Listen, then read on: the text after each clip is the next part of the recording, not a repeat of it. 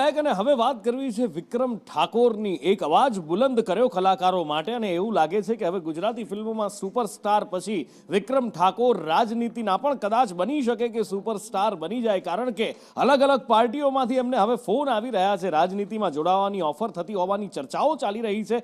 એક વાત એ પણ મળી છે કે પૂર્વ સીએમ દિલ્હીના અરવિંદ કેજરીવાલ, આમ આદમી પાર્ટીના સંયોજક, એમણે વિક્રમ ઠાકોરને ફોન કર્યો છે. વિક્રમ ઠાકોરે ફોન આવ્યો હોવાનો દાવો કર્યો છે. કેજરીવાલે ફોન કરી અને ખબર અંતર પૂછ્યા હોવાનું પણ વિક્રમ ઠાકોરનું કહેવું છે ને તેમણે એમ પણ કહ્યું હતું કે દિલ્હી આવવા માટેનું આમંત્રણ પણ આપવામાં આવ્યું છે. અને સાથે સાથે વિક્રમ ઠાકોરનું કહેવું છે કે એમને દરેક પાર્ટીમાંથી ફોન આવી રહ્યા છે. ભારતીય જનતા પાર્ટીમાં તો સ્વાભાવિક રીતે એમને આમંત્રણ વિધાનસભામાં જવાનું પણ આપવામાં આવ્યું હતું, પણ એમણે ગઈકાલે એવું કહ્યું હતું કે જો હું જઉં તો એવું લાગે કે આ લડાઈ હતી એ મેં મારા માટે શરૂ કરી હતી, મારું અપમાન થયું એવું લાગે એમને, અને એટલા માટે તેઓ નહોતા ગયા. પણ હવે બીજી બધી જ પાર્ટીઓમાંથી પણ ફોન આવી રહ્યા હોવાનું કહેવાય રહ્યું છે. ફોનલાઈન પર ઈસુદાન ગઢવી જોડાયા છે, ગુજરાત આપના પ્રમુખ છે. ઈસુદાનભાઈ, સ્વાગત છે આપનું સંદેશ ન્યૂઝમાં. વિક્રમભાઈ જે દાવો કરી રહ્યા છે, સૌથી પહેલા તો આપની પાસેથી જાણવું છે, આમ તો ખોટું ન જ બોલે વિક્રમભાઈ, પણ એ દાવો સાચો છે ને? જો દાવો સાચો છે તો પછી વિક્રમભાઈનું ભવિષ્ય હવે રાજનીતિમાં પણ સુપરસ્ટારનું જોવા મળશે? સામાન્ય રીતે જે વિક્રમભાઈએ વાત કરી, મેં સાંભળ્યું કે અરવિંદ કેજરીવાલજીએ વાત કરી કે વાત સાચી છે. જ્યારે વિક્રમભાઈ ઠાકોર સમાજ છે એ સતત અવગણના થતી રહી છે ભાજપના રાજમાં.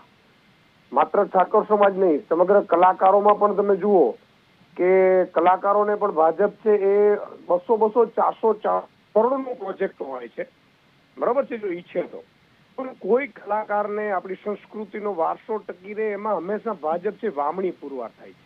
તમે જો સાઉથની ફિલ્મ ઇન્ડસ્ટ્રીઝ કેટલી ચમકી ગઈ, ગુજરાતની ફિલ્મ ઇન્ડસ્ટ્રીઝ કેમ નથી ચમકી શકતી? કારણ કે મુખ્યમંત્રી કે ભાજપની સરકારમાં એ વિઝન જ નથી કે જે મુખ્ય આજે આપે 2 વર્ષ આમ આદમીની સરકારને હું સાઉથની જેમ જ અહીંયા ઇન્ડસ્ટ્રીઝ આપણે વિકસાવીને ડેવલપ કરીને બતાવી. ઇન્ડસ્ટ્રી ઉપર આપણે ચર્ચા ફરી ગોઠવીશું કે કેમ ગુજરાતી ઇન્ડસ્ટ્રીની એ હાલત છે. અત્યારે તો સિતારો ફરી ચમકતો થયો છે, એમાં પણ બેમત નથી, પણ એની ચર્ચા એકવાર આપણે ફરી ક્યારેક ગોઠવીશું, એની ડિબેટ કરીશું. પણ અત્યારે સવાલ એ છે કે જે વિક્રમભાઈ કહી રહ્યા છે કે આમ આદમી પાર્ટીમાંથી એમને અરવિંદ કેજરીવાલે બોલાવ્યા છે, દિલ્હી પણ આમંત્રણ આપ્યું છે, તો શું આમ આદમી પાર્ટીમાં લેવા માટે, કારણ કે પ્રદેશ પ્રમુખ છો આપ, એટલે આપને વધારે ખબર હોય કે આપની સાથે ચૂંટણીમાં લેવા કે પક્ષમાં લેવા કોઈ?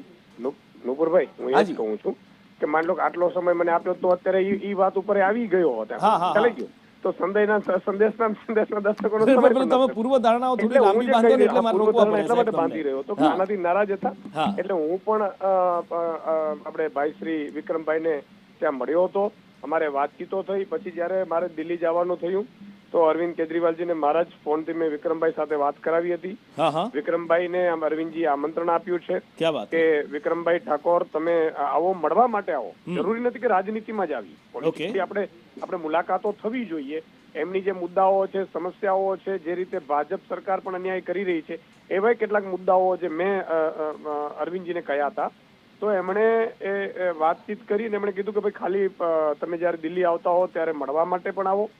એમણે વિક્રમભાઈએ પણ આમંત્રણ આપ્યું અરવિંદજીને કે તમે પણ જો ગુજરાત આવતા હો તો ચોક્કસ આપણે અહીંયા પણ મળીશું, નહીં તો હું પણ દિલ્હી આવીશ તો મળીશું.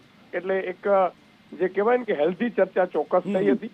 હું પણ મળવા ગયો હતો માનનીય વિક્રમભાઈને, અને ચર્ચા એ જ કરી હતી કે વિક્રમભાઈ, જે રીતે અત્યારે આપણે વિધાનસભામાં કલાકારોને અન્યાય થઈ રહ્યો છે, માત્ર વિધાનસભામાં જ નહીં, કલાકારોને જ નહીં, આખા ગુજરાતને અન્યાય થઈ રહ્યો છે. તમારા જેવા વ્યક્તિઓને અત્યારે ગુજરાતની જનતાને, સમાજ માટે ખૂબ આગળ આવવું જોઈએ. એટલે એ બાબતે પણ અમારી ચર્ચા થઈ હતી. પોલિટિકલી નહોતી થઈ, સામાન્ય રીતે સમાજ લેવલે ચર્ચા થઈ હતી. અત્યારે સમાજ ખૂબ પાછળ છે. બધા જે તમે જુઓ કેટલાક ને બાદ કરતા બધા ગુજરાતમાં સ્થિતિઓ ખરાબ છે, તો એને લઈને પણ ચર્ચા થઈ છે. અરવિંદજી આમંત્રણે આપ્યું છે. મને પૂરો વિશ્વાસ છે કે આગામી સમયમાં વિક્રમજી અને અરવિંદજીની મુલાકાત પણ થશે. ચાલો ઈશુદાનભાઈ, અમારી સાથે આપ જોડાયા, સમય ફાળવ્યો, ચર્ચા કરી.